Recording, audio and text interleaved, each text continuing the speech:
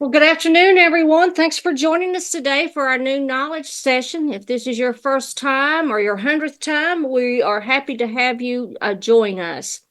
This is a series of professional development workshops that our goal is to help support our small business community as well as our nonprofits and cities and communities, not only in Washington County, but this seems to have grown to be a statewide and multi-state program. So we're so happy to have you join us. My name is Sandy Ratliff. I am with Locus, formerly known as Virginia Community Capital, and we are a community development financial institution focusing on lending, investing, and community solutions. We're happy to partner in this program with the Washington County Chamber of Commerce, the Virginia Highlands Small Business Incubator, and the town of Abington. And it's hard to believe that this is our 11th year offering this program, but that means that we created a lot of content out there that you have at your fingertips on demand. And that's through our YouTube channel. Go to YouTube and look up New Knowledge, and you will find those there. Today's session is being recorded for education and training purposes, and it will be made available after today's session on our YouTube channel as well as the Virginia Highlands Small Business Incubator's Facebook page and as well as the Chambers. If you have a question for our speaker, if you will please post those in the Q&A section, she will address those during and especially at the end of today's session. I'm excited to have one of our best friends for supporting the New Knowledge program, Alexandria Veatch with Letterpress Communications. She's back today leading session 3 of our marketing series, and today's session will focus on messaging and social media. I've always said marketing is one of my favorite things to talk about because it's something you can never get bored with because it's ever changing and you're always having to learn and adjust and adapt to the changes in the industry. So, Alex, I'm going to turn it over to you. And thank you, by the way, for leading these wonderful series. And I know it's going to be great today. Thank you for having me. I'm excited to be here again. So, as Sandy said, I'm Alex with Letterpress Communications. I'm our creative director, and Sandy teed it up perfectly. Social media, especially, is ever changing. So, we've got some more recent data in this presentation, but also some great resources at the end for you all to keep updated on your own as you're on your marketing journey.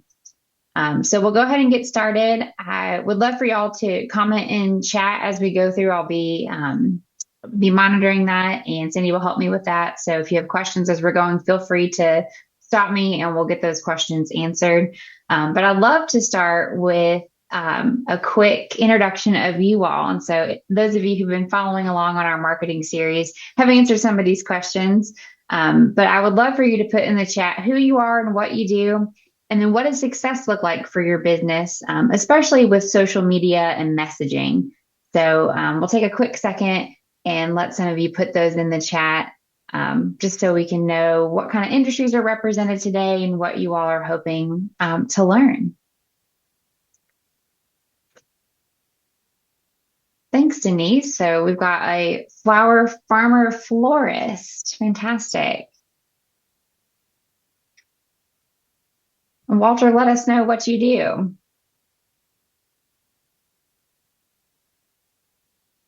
We've got a gift basket designer, somebody who's preparing to open a small retail vendor-based business. Those are super popular right now. That's awesome. We have some of the greatest and most diverse groups of people that attend these. Yes, I love it. Oh, we have an outdoor outfitter kayaks. Awesome. Some great social content there, I'm sure. Real estate, fantastic. Mary Ellen, thank you for being here.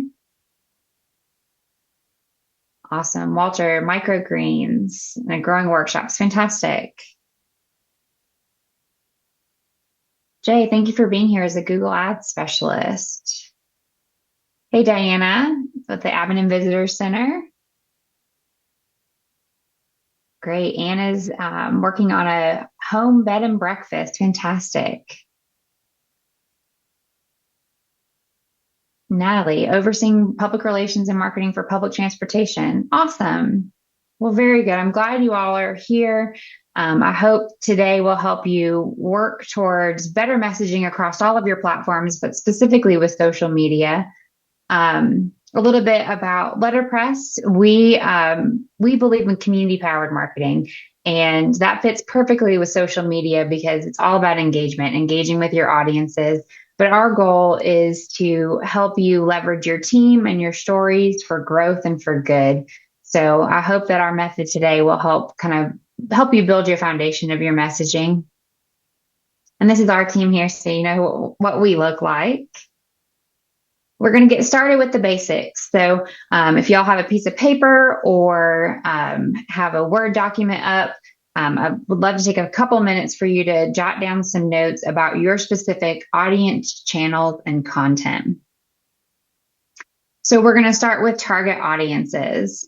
So if you'll take out that piece of paper, that Word document, and make a little heading that says target audience, I would love for you to kind of think through who your target audience is. And we're thinking about lots of things here. How old is your audience? Where does your audience live? Is your audience gender specific? Who are your competitors, clients, and their audience? Have you created target personas for your audience? Sometimes that's a helpful way to think through who you are trying to reach on a regular basis. What is your audience interested in? What are their key behaviors? One way that I like to think about those key behaviors is building that target persona. Where does your audience shop? Like, where do they shop for groceries? What kind of vehicle do they drive?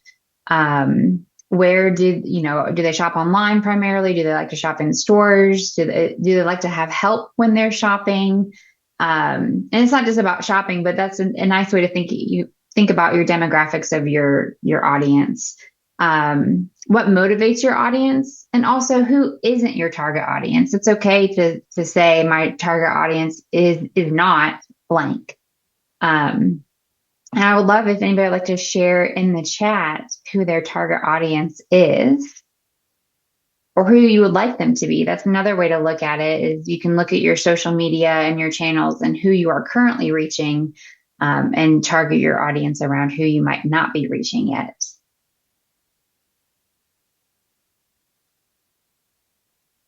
Would anybody like to share?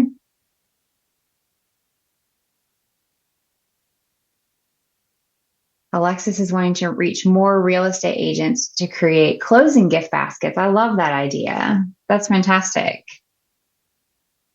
That's a very specific target audience.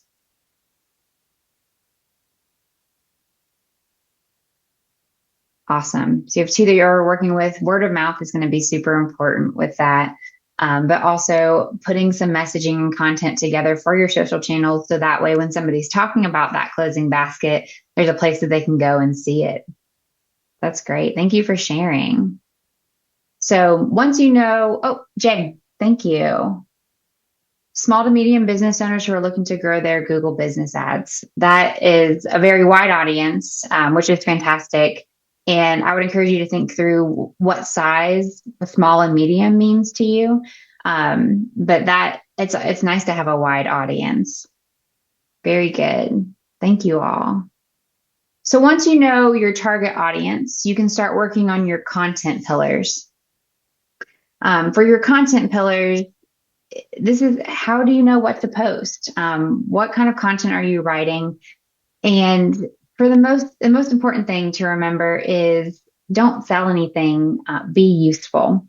One of my favorite content marketing examples is a little dated now, but it revolves around the economic recession in 2008.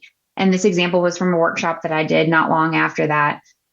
This speaker had a client who was a pool salesperson. So they had pools and spas, above ground, below ground, all sorts of different pools. And as you can imagine, during the recession, they saw their pool install and sale just plummet. And instead of calling it a day and closing the business, somebody suggested to this person to start writing about what people ask when they're getting ready to purchase a pool. And so this guy started thinking back to regular questions that his customers asked. and started writing blogs about it. And so he would write a blog about, is my yard good for above or below ground pools? Things to consider. What size pool do I want? Do I want a hot tub, or do I want a small pool? And he started seeing his website traffic grow, and I would assume probably social media. Um, but after the recession was over, all of a sudden he had a ton of orders because folks were reading his content and dreaming about the pool that they would like to install after things got better. We saw similar things happen with COVID. So again, your content pillars, don't sell anything, be useful. Think about what your customers, what your audience is looking for, and answer those questions. Be helpful to them. So back to that piece of paper, I want you to write down these 5 content pillars. So traditionally, if you look up any blogs or articles about content pillars, you're going to see that your content should be promotional, educational, inspirational, and entertaining. We like to throw in community as well, because anytime that you can connect with your business community, with your local community, even better to help with your engagement on social media. So think through what kind of content you have that's promotional, educational, inspirational, and entertaining. And quite often your content may fit into multiple of these categories, which is great. So I just recently gave this workshop at a lavender conference, and we had all different kinds of folks in there, from small storefronts to farms. And I had a lady talking about how they have a petting zoo at their farm. And she said for her, she could put animals in all of these categories. So people and faces and animals always do well. So anytime your content can relate back to something like that, even better. And we always find animals entertaining. Anybody have any good examples of content that fits into these content pillars for them? Greg, you mentioned health conscious eaters and those who are interested in gardens. So I could see content around recipes, inspirational recipes for folks, explaining the health benefits of microgreens. All of these different things you can help build your content pillars. Awesome. We're going to move on to your communications channels. So once you know your audience and your content, you can start thinking about where you're putting these on your channels. I know some of you have seen this in our recent series, so you'll have a leg up on folks, but can anybody give me an example of an owned communications channel? Website, Jay, yes, absolutely.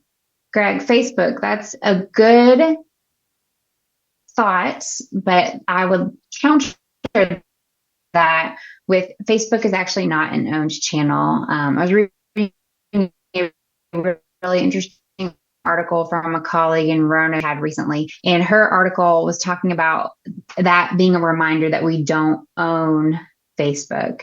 It's more like we rent our space on Facebook. So your website is something that you own. You might not control the full platform, but you control all the content and how things move around on it. With Facebook, it's like we're renting. We're not homeowners, we're renters when it comes to social media. And social media really fits into paid. We'll talk about that even more here in a little bit. But your number one owned channel is your website. It's also things like a digital newsletter or a mailing list, a print newsletter. Anytime you own contact information for your customers or your audience, that is considered an owned channel. Anybody have an example of an earned channel? And if we were live in person, I would have candy to give you and all kinds of incentives for answering questions. So you just have to imagine I'm giving you candy for answering. Any ideas on an earned? Mary Ellen, yes. Reviews, absolutely. We used to always say that word of mouth was your number one earned channel, but I actually consider reviews part of word of mouth. So the people to people word of mouth that you get, but reviews on all sorts of different platforms are an earned channel. Diana, yes, articles, going back to, yep, news, going back to this tried and true, getting a media outlet to write a story about you. That is an earned channel. Absolutely. And then paid channels. Anybody have an example of a paid channel? I already gave you one with social media.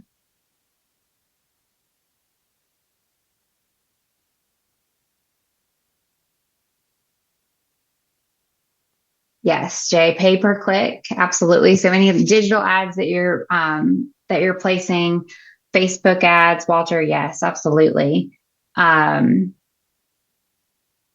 any other ideas on paid?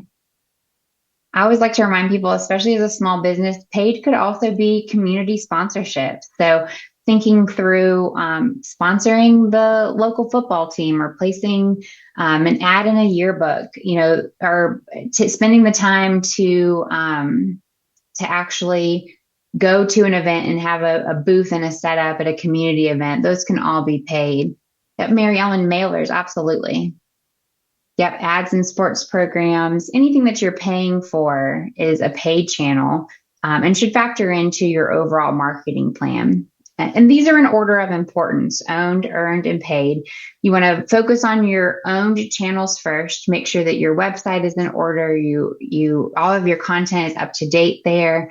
And then moving into earning your marketing, and then moving into paying for your marketing.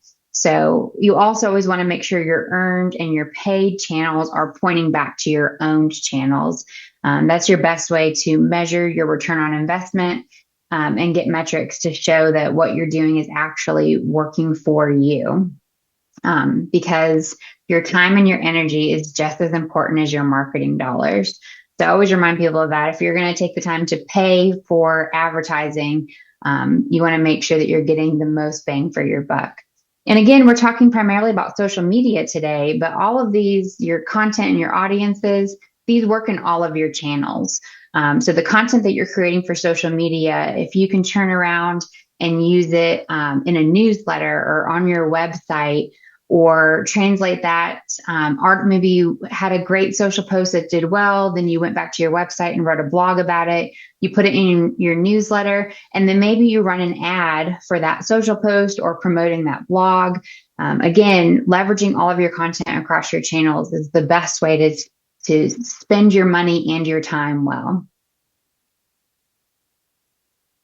All right, moving along to setting up and measuring success.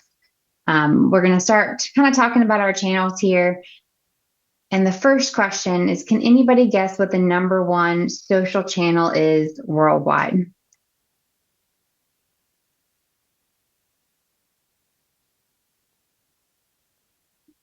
I'll wait and see if anybody puts in the chat. TikTok. That's a great guess. It's kind of high up there, but it's not number one. Facebook. Absolutely. Instagram comes close. So we'll take a look here. Facebook is the number one channel worldwide. So this is according to Statista. And this was done in January of this year. So Facebook is the number one channel worldwide, followed very closely by YouTube.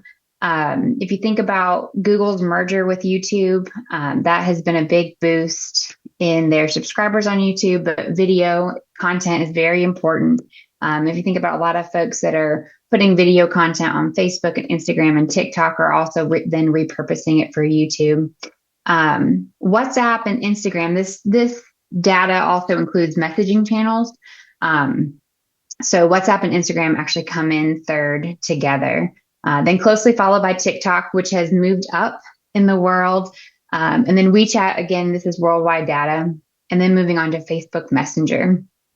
So you can see Facebook and Instagram are great places to spend your time because you kind of get to double dip there with Facebook Suite, with the business suite. And then we'll talk a little bit about TikTok. It is a full-time job, and you have to really love doing that video to make that work for you. So I've got another question. On average, what percentage of your audience do you think you reach on Facebook?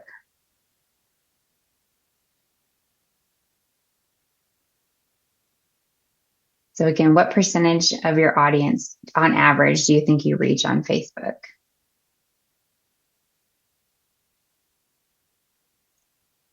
Any guesses? This is a tough one. Yeah, Walter, I agree. It's very hard. It's very hard to guess. Um, if organic, it's very small. Diana, 45%, much lower than that. This is kind of a staggering, sobering statistic, but on average, you're reaching 5.9% of your audience, slightly more on Instagram with 7.6. But this is just a reminder that the content you're creating on your social channels, make sure you're using it across your other channels to get the most eyeballs from your audience. So how can you set up your channels for success? So I'm sure most of you have social channels already. So after this, I would love for you to take a moment to kind of look through your channels and do a small audit. Take a look and make sure that your profile is filled out completely. We find quite often that people get excited about setting up their social pages and then forget to go back and add that about information, or maybe you've changed your hours and you haven't updated your hours. Go through and make sure that your channels are filled out completely. Are your profile and cover images clean, clear, and professional? And most importantly, do they match across all of your channels? So I highly recommend that your social profile is your logo, and you use that on all of your channels across the board. And then matching those cover photos also can help make a difference, because again, just like any sort of advertising, we only capture, it takes on average 8 to 10 touches with your audience for them to start remembering your brand. So the more you can have brand consistency across your social channels, the better, because then people will start to remember them. So the more they see your posts, the more they see your profile image. And then when they start seeing your logo out in the wild, having your brand consistent is going to help with that brand recognition. Are you building relationships? So taking a look at your channels, are you actually talking to people on your channel? So when they engage with you, when somebody puts a comment, do you go back and actually talk to them and engage with them or thank them for their review? Any of those things, building those relationships are really important, and help to get more people to your pages, especially on Facebook. Again, are you excelling in experience, not just a product? Are you being useful to people? Are you incorporating fun into your strategy? This is this is a photo that we posted on our Letterpress page. We're at a local brewery in Farmville. And you would be amazed at how many likes that photo got, just because it's our team out there having fun. So people want to see faces. It's called Facebook for a reason. But are you also having fun with folks? And then this one we've added in recently. Are you using each platform's native scheduler? I hate to say it, but if any of you are using Hootsuite or any of those third-party vendors that are allowing you to schedule across channels, your posts are getting deprioritized. So we have found that if you're not using the platform's native scheduler, so if you're not going to Facebook and posting there, or using Business Suite for Facebook and Instagram, your reach is probably much lower than it could be. But we have some ways around that. So we're going to talk about some content strategy to help you schedule without having to use a third-party vendor like Hootsuite. Don't forget the review sites. I know we're talking primarily about social channels, but your review sites are just as important as social channels. So Google Business, Apple Maps, TripAdvisor, Yelp, any sort of sales sites where reviews are an option. You want to kind of treat those like a social channel. So think about them in your channel stack. And again, make sure that those images are matching your social pages. That your profile is complete, that your hours are correct, especially for small brick and mortar businesses. I always remind people, I used to work in Main Street for the town of Marion, and we have Hungry Mother State Park just down the road. And when you've got out of town visitors, you might have a rainy day like today, and somebody gets on there and says, I think I want to go into town and do a little shopping. Make sure that your hours are up to date, because that little map says that you've got 10 minutes to get there and the business will be open for another 30 minutes if it's at the end of the day. Make sure that's correct. You want to make sure that people are having a good experience, and they're really using these review sites for that. Also engage with people on these review sites. So with Google Business, once you've claimed your business page, you can make updates to your hours and your profile, and you can even make posts on Google Business, just like you would on social media. But that engagement piece with your reviewers is so important. So that's fostering that good word of mouth. So like people's reviews, thank them for their review. If you get a negative review, try to engage with that person as well. Try to take it offline. Say, I'm sorry that you had this experience. Please, we'd love to talk to you about it. Please email us at blank, or please call us at blank. And quite often, once you have that engagement with somebody, even in a bad situation, they may go back and change that review. So again, think about those review sites just as you would a social channel. So measuring success, we talked a little bit about this with your own channels. You want to make sure that you're measuring your success, because again, you're taking the time to do this work with your social channels. You want to make sure that it's helping and actually doing good for you. So set up goals and put numbers to them. How many followers are you looking for? More followers, for better engagement? What percentage might that be? Another measure of success is, are you following your content calendar? So we'll talk about how to set that content up. But are you following that calendar and actually making sure that those posts are going out there? Review your analytics. You're getting back-end analytics from all of these social channels. And then another way to measure is to point things back to your own channels. So this example here, this little screenshot, is from Halifax County Tourism. We do these really great itinerary-based sweepstakes for them. And their goal is to have strong impressions on the ads, but also to gather qualified emails for their newsletter. So everything that we do, from the Facebook and Google ads to the itinerary itself, everything gets pointed back to their website. And when we're done with the campaign, we look at our Google Analytics and see where people came from in that time period. So if you take a look at your Google Analytics from, let's say you start a monthly content calendar, take a look at what your analytics look like before you were doing a targeted calendar versus after, especially when you're pointing people in some of your posts back to your website, or you're pointing your ads for website traffic.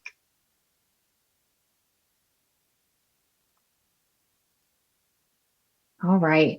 And I would be remiss if I didn't talk about AI a little bit. So as you're creating content, AI can be super helpful. I would like to remind people, if you're using ChatGPT, the free version, it only remembers as far back as 2021. So this was a post that we created. We're home based out of Farmville, Virginia. And so many of you might remember the Farmville Facebook game. And so ChatGPT actually wrote a post for us that was talking about that game, and we had to go back and say that game that you've probably forgotten about. But you can, once you know your audience and your content, especially when you know your tone and your messaging, you can really use AI to help you with that. I think it always will take some level of a human touch. I kind of joke that ChatGPT kind of sounds like a bunch of dads in the garage writing your social content, because I think everything sounds a little like a dad joke. So you'll want to go back and make sure that your tone is what you want it to be, that things are making sense. But especially when you're sitting there looking at a blank page, looking at a blank post, AI can be super helpful in writing that content. And I believe, Sandy, there was a recent new knowledge about that. So make sure you're checking out that YouTube page for that from Chad, right? Yes, it was on February the 21st, and it's up on our New Knowledge YouTube channel. Thanks, Sandy. That's great. Walter, a great question. How to describe your tone in AI. So you want to use descriptive words. Say, describe your business. So my business does X, Y, and Z. We are looking to reach an audience of this age range, mostly women. And we want our tone to be educational. We want our tone to be casual. We want our tone to be fun. You can have a couple of those words in there. And then as you're working through with ChatGPT, you can always go back and say, can you make this sound more formal? Or can you make this sound more casual? So you've kind of workshop that tone as you're going through. But AI does learn that tone, and you can feed tone words and keywords to AI as well. So especially with your website, having those, knowing what your keywords are, you can actually weave those in to your social content using AI. It's a great question. Any other questions before we dive into each of the channels?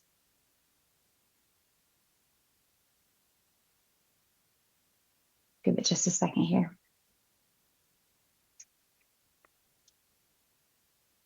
All right, we will move on and start looking at the top channels, specifically Facebook, Instagram. We're going to talk a little bit about LinkedIn, and we'll talk a little bit about TikTok as well.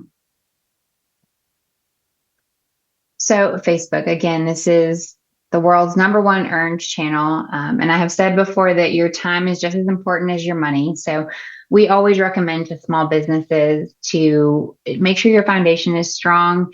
And if you don't have the time to have multiple channels, choose wisely. Facebook is a good place to start. Facebook and Instagram, again, are a good pairing because of the business suite. But we're going to talk about some basics about Facebook. In terms of post frequency, once per day, once or twice per day, unless you are a news outlet and you're putting breaking news on Facebook on a regular basis, you're really competing with yourself. So once per day, and we recommend, especially if you're small, a one-person team, three to four posts per week, but actually setting aside time to do that engagement.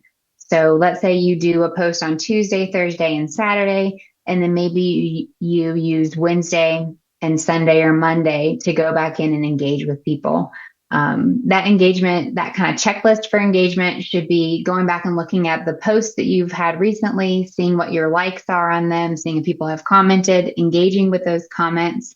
Posting some real-time content is always good. We have a lot of pages that we manage where we use stories to post community things. So maybe it's Halloween time and you're going to be part of a downtown trick or treat. You could post information about that, like come see us at the downtown trick or treat. It could be a post and or a story. You also want to go through and double check that anything that you have scheduled actually posted. Facebook has had a lot of issues in the last bit technology wise. So going back and checking in to make sure that your posts actually scheduled and posted the way they should is always a good practice.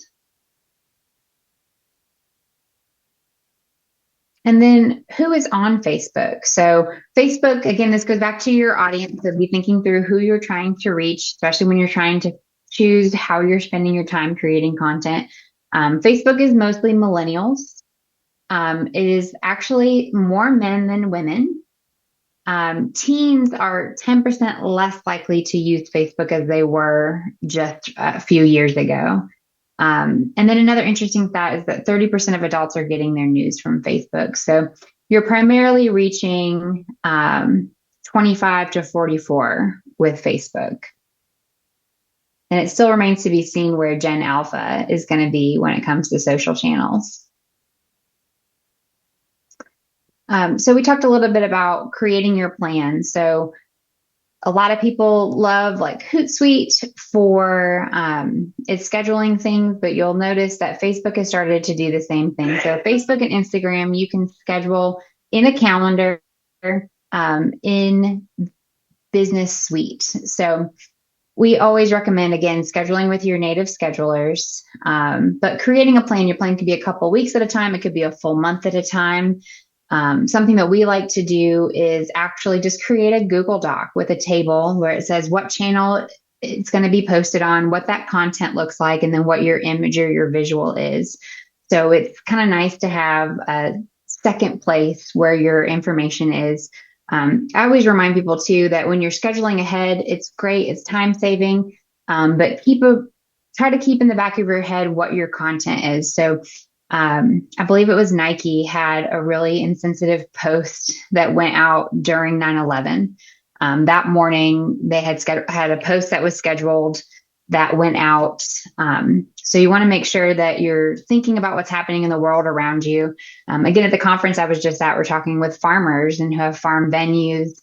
You may have scheduled a post that we have live music tonight, and now you're under a tornado warning and you're scrambling to get everything fixed on the farm so you're ready to go.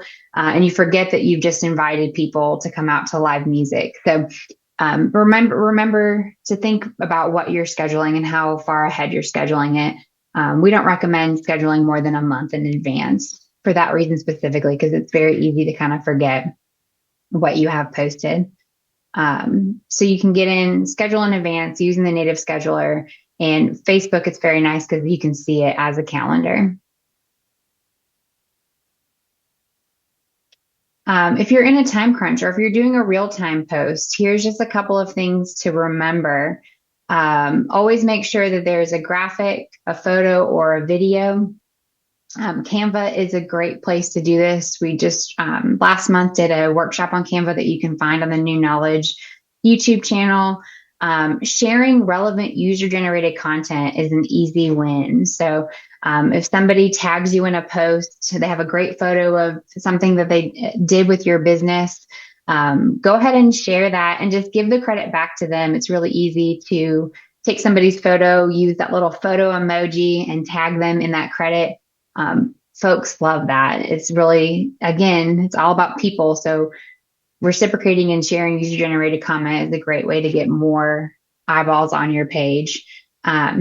Also, try to do some things that get people to engage. So some questions to your audience, like, or say, drop a comment below, tag a friend.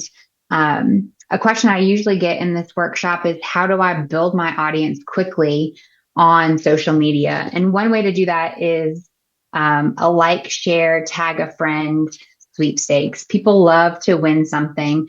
So if you do a sweepstakes where you ask people to like your page, share the post, and tag a friend in the comments or leave a note in the comments, that's a great way to boost your page quickly and get more eyes on your content. And of course, animals. People love animals. If you follow us on social media, you'll see our owner's dog, Chesterton, quite regularly. 14 people liked this post. And it's literally just him in a bow tie. So anything you can do to be entertaining and include people and animals is always good. Another thing you want to make sure that you're looking at for Facebook and for Instagram is taking a look at the business suite. There is a wealth of knowledge in business suite, and you can go down a huge rabbit hole looking at what is there. You can do benchmarking, looking at how you compare to your competition. You can see who is currently following your account, who is engaging with you, what the demographics of those people are, what their location is. It's really kind of distressing how much information Facebook marks, that Meta has on us. But you can leverage that information with your content. And also, if Facebook gives you a recommendation for something, do it. They want your advertising dollars. They want you to stay on their platform. So they are going to give you good recommendations. And you'll see a lot of those in Business Suite. And it might be a recommendation to add something to your profile or to post at a specific time, or even to boost a post. All of those things you're going to see recommendations for those. So Instagram, all about the visuals. And again, Instagram and Facebook are a nice pairing since they are both owned by Meta. You can do everything in the business suite for both of them at the same time. Your post frequency is a little different on Instagram. The recommended is 3 to 5 times a week. And then that should be day, not Faye, 1 to 2 stories per day. And again, a great way to do stories is user-generated content, sharing content from others. You'll want to do engagement with Instagram, just like you're doing Facebook as well. So who is on Instagram? It is mostly Gen Z and young millennials. 48% of their users are female, so it's really a 50-50 split on men and women. And then less than 8% of users are teenagers. So again, it's going to be interesting to watch and see where Gen Alpha lands when it comes to communicating. I think marketing to that age group is going to be very interesting as they continue to get older and enter into the market themselves.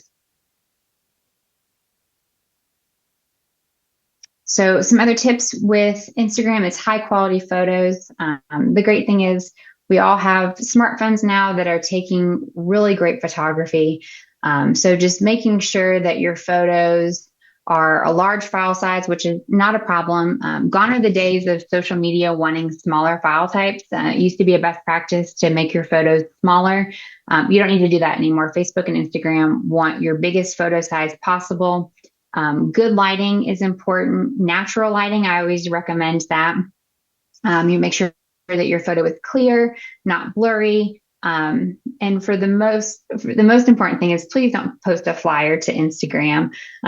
You'll see in the image here, this holiday posting is about the extent of text that you want to put on top of an image for Instagram specifically. Also, make sure that when you're posting the exact same content, if you're using that business suite, that you go back and check your tagging. Quite often, if you're tagging somebody on Facebook and then you tag them on Instagram, their tags might be different. So still go ahead and use that meta scheduler, but take a moment to go back and look at the two posts just to make sure that they're tagged correctly and the information is showing up the way you want it to. Greg, good question here. You've heard that using the same photo image multiple times is a good thing. It is. You definitely can do that. Again, it's all about the time that you have. So it's better to post than not post. I would keep an eye out, like you're looking at this view of Instagram. You don't want to use the same photos within weeks or months of each other. But if you have a constant post about a special or something that you're doing, it's okay to use that same visual or similar visual. You can make small tweaks to it as you go through. But the most important thing is for Instagram, you have to have a visual. And for Facebook, posts that have a visual are better. So if you need to reuse an image, just to make sure you have a visual, that's okay.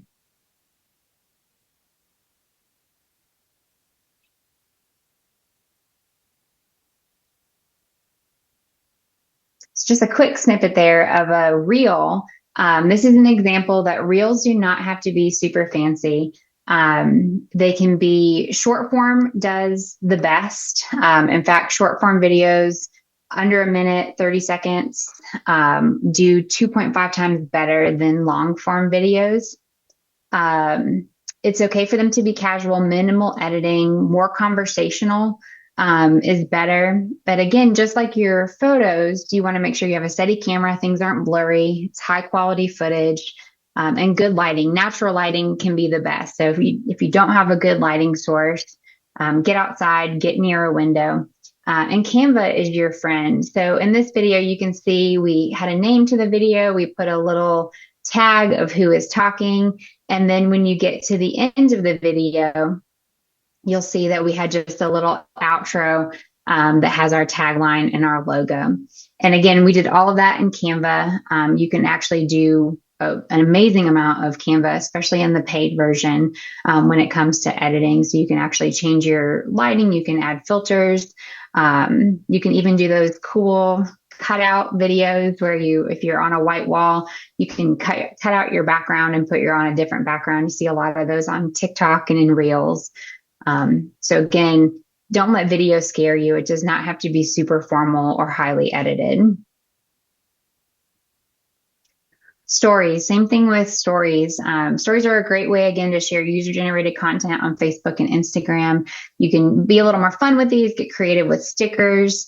They don't have to disappear. You can change settings to make sure that that has an option and have fun with it. We like to use stories as a way to call out good things that are happening. So we work with the town of St. Paul, Virginia, and the Lyric Theater just won an award at the Virginia Economic Developers Conference. So that was just a way to shout out and say we're proud of them and the work that they're doing. So stories can be fun and they can be a good way to engage with your community. LinkedIn. So we've got some folks in here that are doing business to business kind of work. LinkedIn is a great place for that. And also for any business, LinkedIn is a great place to find employees.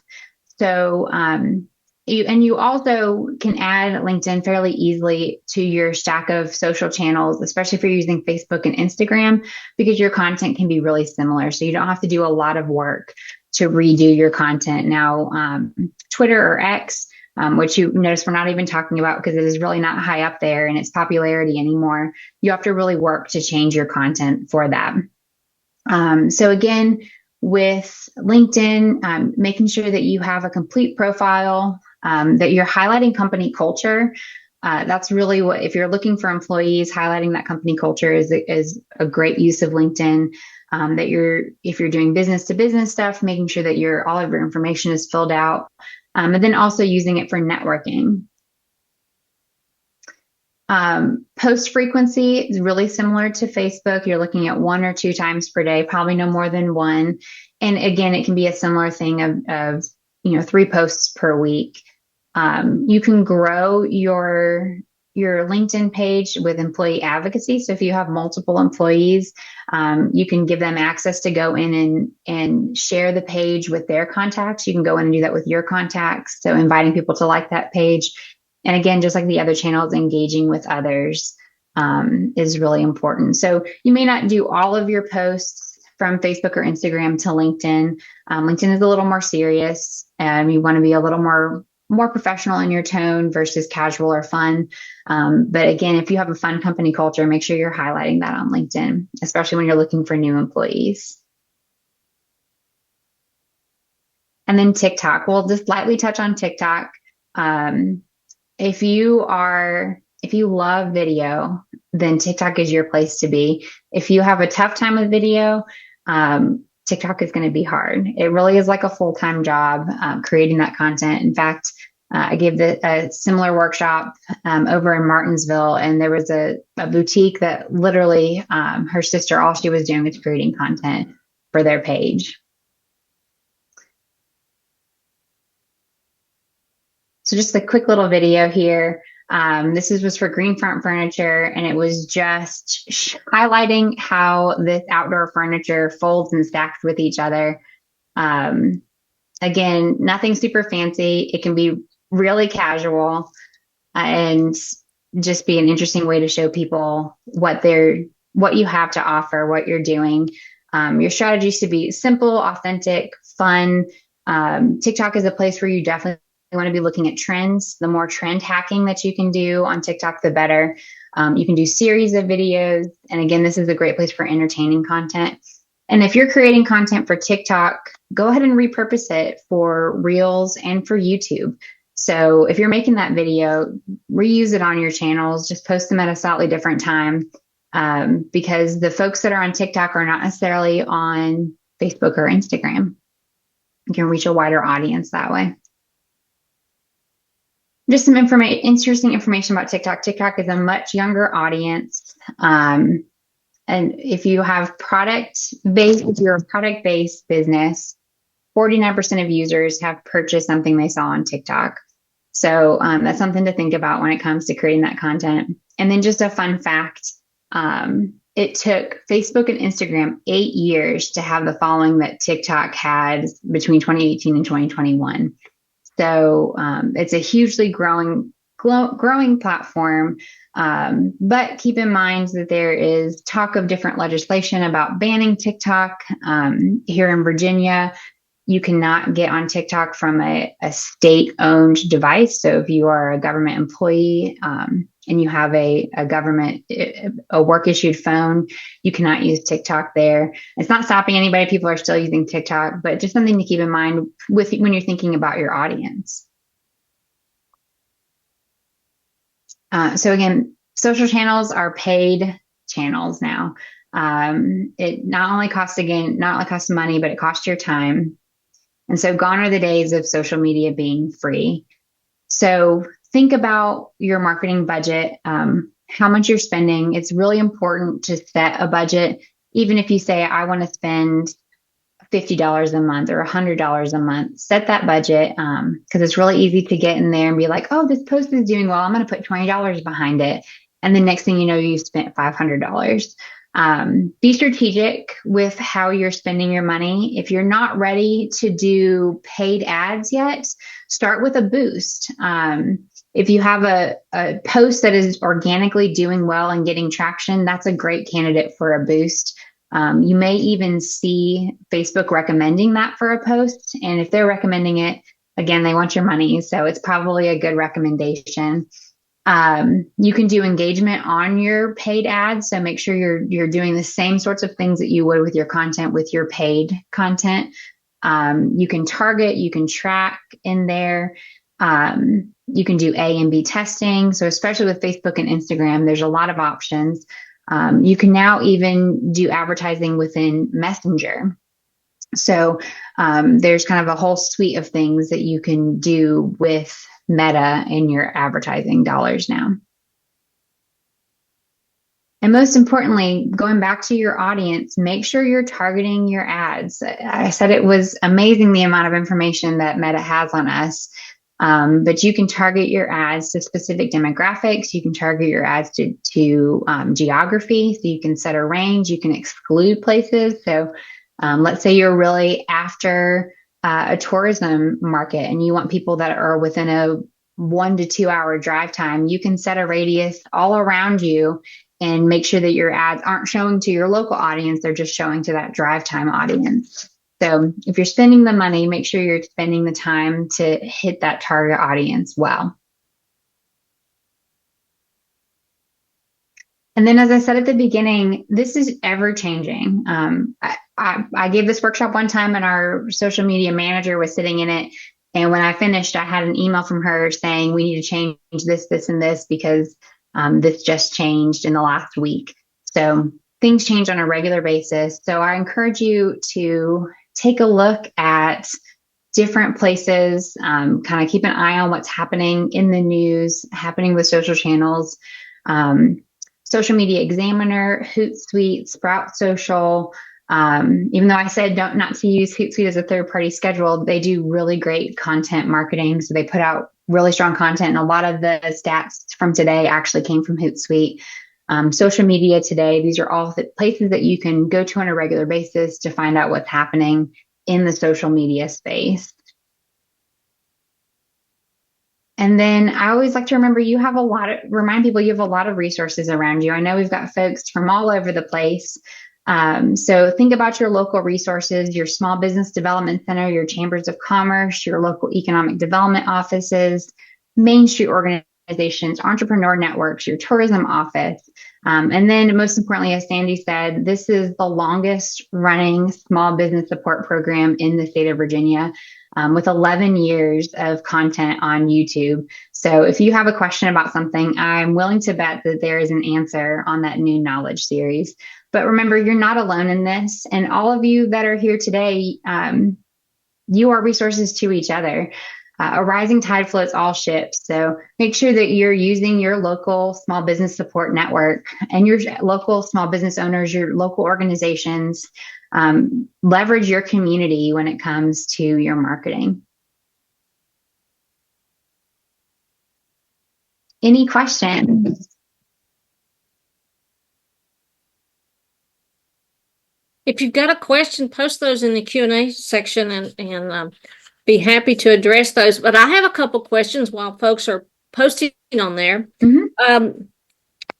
Can you give any good resources or habits to help a small business owner or organization manage their social platforms to get the greatest impact? I know I heard you say that Hootsuite's probably not the way you do that, but I don't know if you have a social media fact sheet that this is what you should do, but just curious. Yeah, it really comes down to what works best for you. A lot of small business owners will say, they get on their social channels at night while they're watching TV. And that's a great time to do engagement. So you can be, do engagement as you're binge watching your favorite TV show. But even like creating that calendar for yourself. Maybe that's a spreadsheet, maybe it's a document, maybe it's just the native scheduler in Facebook. But setting aside time to write that content for yourself every month, time blocking can be really helpful. So actually putting on your calendar at the beginning of the month, a couple of hours to write out your content, to think through what you're trying to get out to your audience that month can be super helpful. Or even time blocking for that engagement. So just setting up time for you to do that. If you are a multi-person organization or business, leverage the power of your team for some of this work. You can, if you're using a Google document to set up your calendar and your content for the month, share that with your team and have people put some of that content or assign a content pillar to a specific person. So maybe you don't love doing the video, but you want that entertaining, educational kind of content.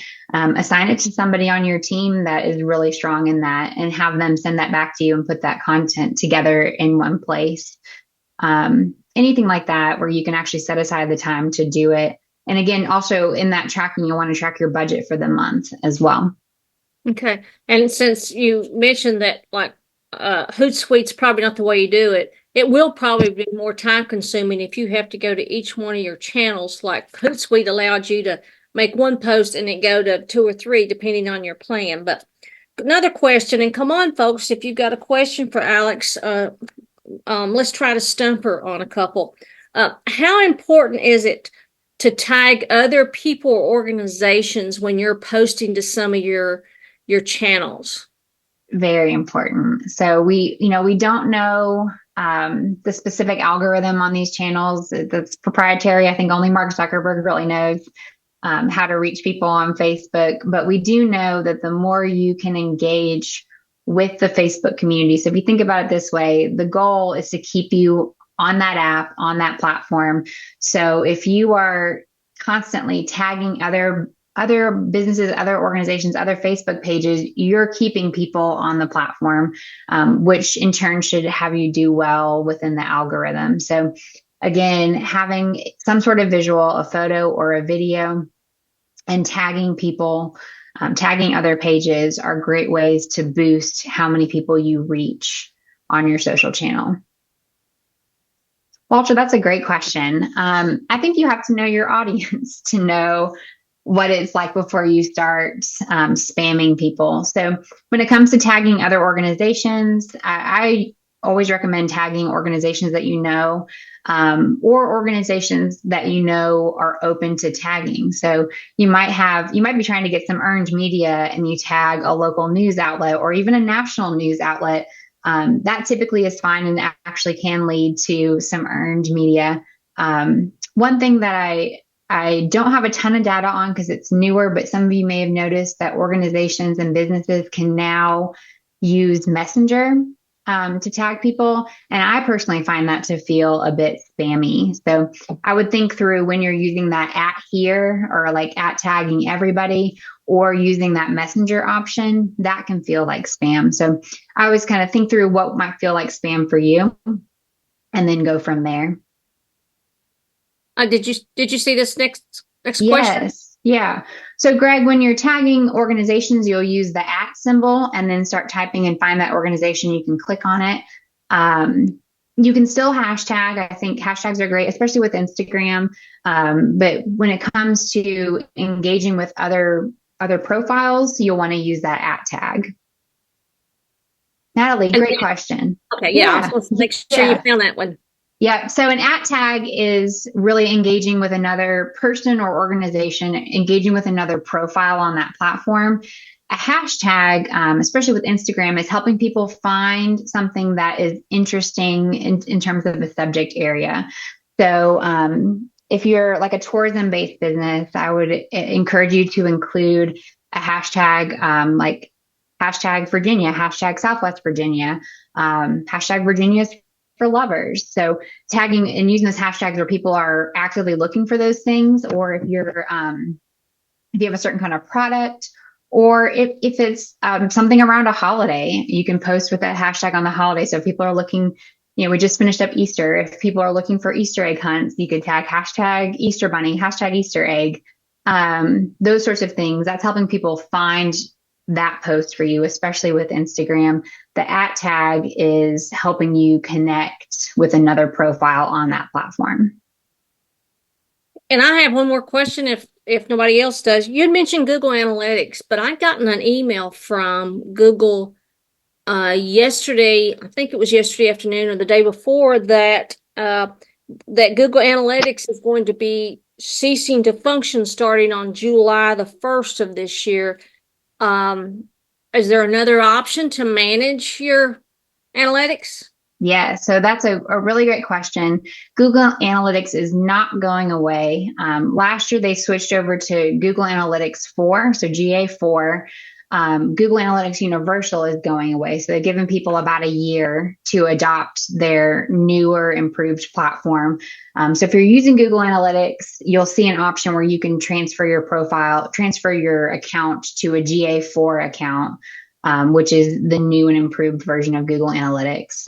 They've clearly had some adoption issues, so I think now they're forcing everybody to move over to the newer tech when it comes to that. So Google Analytics is not going away. You just need to convert to GA4, or if you are setting up a new account, it should automatically get set up as GA4. Okay, I don't see any questions, and we're running out of time, which is always great. Alex, you do such a great job, and I appreciate your time and sharing your expertise this afternoon. And for those that have joined us, thank you for joining us and taking time out of your busy schedule. Our objective is to help you identify new resources and to help you manage and grow your business efficiently. I just want to put a plug in for our next session. Our next new knowledge session will be on April the 17th, and it will focus on small business financing and resources, and will be led by People Incorporated. And I would recommend that everyone participate in this, whether you're looking at starting a new business or you're looking to expand your business. It's really good to understand, what lenders look for, but mostly what other resources are out there that can help you finance and grow your business. So plan to join us on April the 17th. And we are now starting to plan our fall series of new knowledge sessions. So this is your opportunity to participate in that. Our hope is to have Letterpress Communications continue leading other marketing workshops starting in August. So if you've got, though, a topic, and it doesn't have to be marketing because we're looking at other things that we do every other Wednesday. So if you have a topic and a suggested speaker, share that with me because we're doing this to support you and your growth, not only in Washington County in Virginia, but worldwide to help your business. So drop me a line and let me know. Just a reminder that we did record this session today, and it will be posted on our New Knowledge YouTube channel. Just go there and you can find that. But I also will be sharing later today the link to that our video from today, and also Alex's presentation slides so that you can have, and feel free to share with other people. That's the whole objective of doing this, is providing content. And if you found value in it, I bet you a colleague or someone that you do business with and work with could enjoy this. Again, there's so much out there of value, so take advantage of them. And I hope to see you again. And again, if you've got a question or, a suggested topic or speaker, please send us an email. So thanks for joining us, and I hope everybody has a great rest of your rainy, wet day here in Abingdon, Virginia. But so glad you could join us. Have a good one. Thanks, Alex, so much. Thanks, Sandy. Take care.